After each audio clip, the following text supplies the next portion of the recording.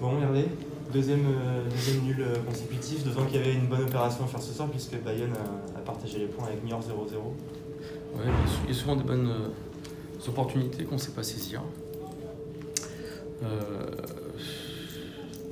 C'est redondant. Voilà, je pense que on se fait punir dès qu'on est absent, le peu de fractions de seconde qu'on est absent. Voilà, on prend encore 2 buts. On prend beaucoup trop de buts pour pouvoir jouer le titre en tous les cas. Et puis après, on a des capacités mentales parce qu'on revient à 2-2. Et puis on revient de 2, le soufflet retombe. Et puis les dernières minutes, on se remet à pousser. Où c'est vrai qu'on a 2 grosses occasions énormes. On a la balle 2 fois du 3-2, des occasions à 6 mètres du but qu'on met pas. Et on ne pourra pas toujours comme ça. Faut pas croire qu'on va gagner tous les matchs 3-2, 4-3. Ça part d'une première mi-temps trop timorée, trop insuffisante dans l'état d'esprit pour beaucoup. Voilà, on a joué contre un adversaire qui était plutôt bien organisé, très discipliné.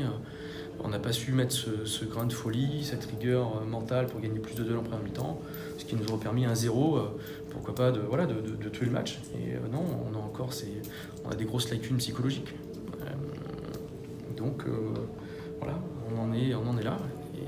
Et moi je cherche des solutions, je cherche des moyens pour les faire progresser. Pour le moment, je bute sur le sujet.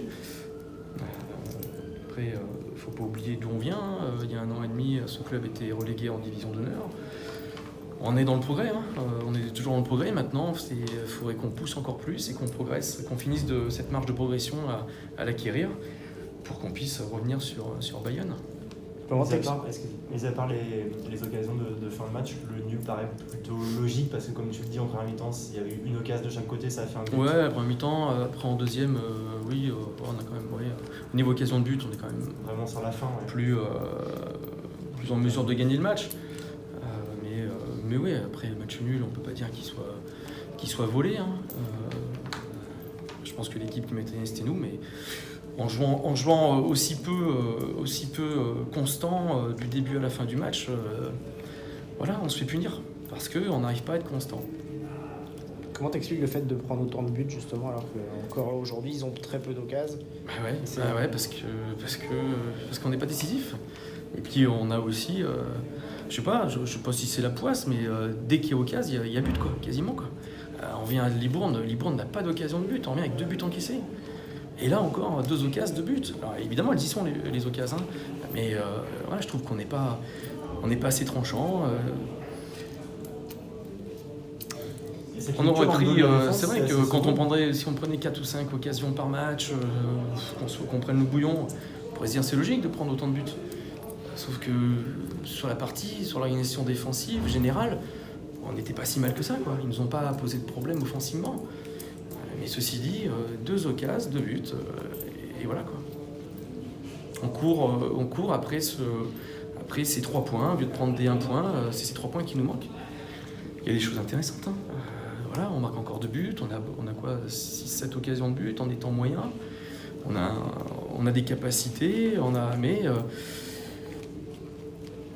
peut-être que la jeunesse de notre effectif, par moment, c'est peut-être aussi ce défaut-là. On n'est pas assez mature.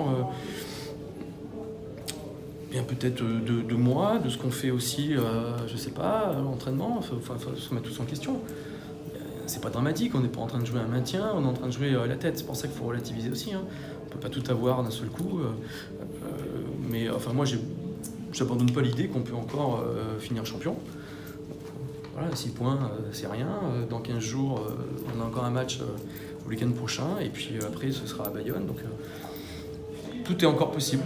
Mais il faut gommer ce déficit. J'ai l'impression qu'il y avait moins de fluidité dans le jeu.